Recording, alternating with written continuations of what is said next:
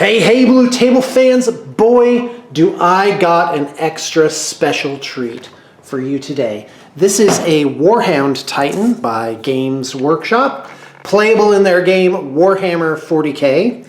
And hold on, oh, there you go. I was like, something's wrong with this. It wasn't on straight. Okay, I don't even know where to start. There are a few flaws in this, which I'm going to point out because the client's going to be looking at this video.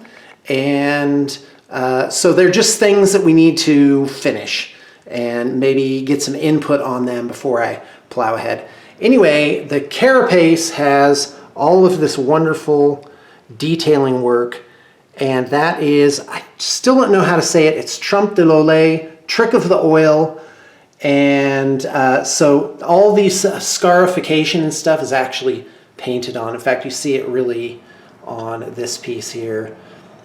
Oh man, this is so great. I love this. The color, it's based on an earlier work by the same artist. This is actually the work of Josephus, who you guys remember from way back when in the studio. He was the art director at BTP around 2010. Yes, we just passed this 17-year mark of this studio, and we are still hitting them out of the park, or at least getting a good single on the projects that we put out.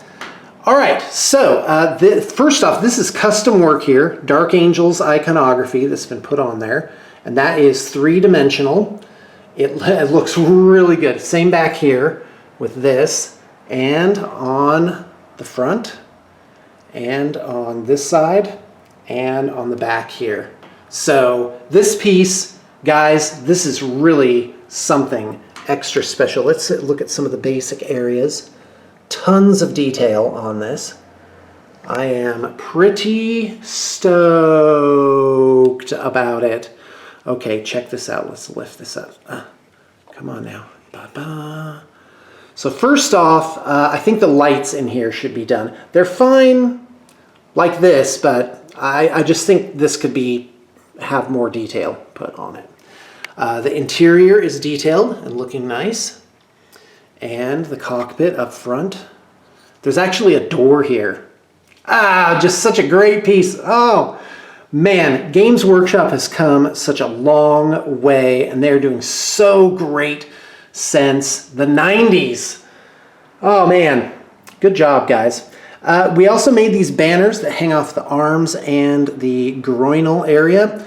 The only thing here is I think we should be, all these little Dark Angels icons, I think those should be painted gold or something, or just more detail put in on these chains. They're okay being sort of this blackened metal, but I'm not sure if we should do some more detail on those. Also, the base, this is sort of a matter of preference. We made a very unobtrusive base. So the feet go here and here.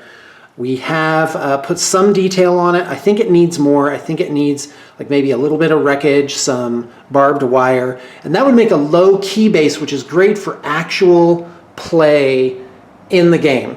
Because if you want to put this bad girl on the board, you can't have him kicking into things. The other argument would be to do a very basic base and then put some strong magnets in it and make it so he can also be taken off. And that argues towards the practicality of play as well.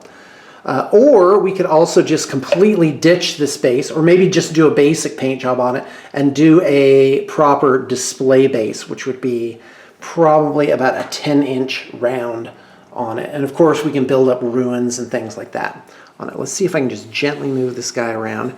We can just take a look at the back. So there you go. And this is an area, as another note, this is an area where I think we could do more variation, and because it looks very plain back here. And for a higher level paint job, I definitely think that we should be putting in those little tiny details. But other than that, obviously this is genius work. It's done extremely well. I mean, all of this is all painted on.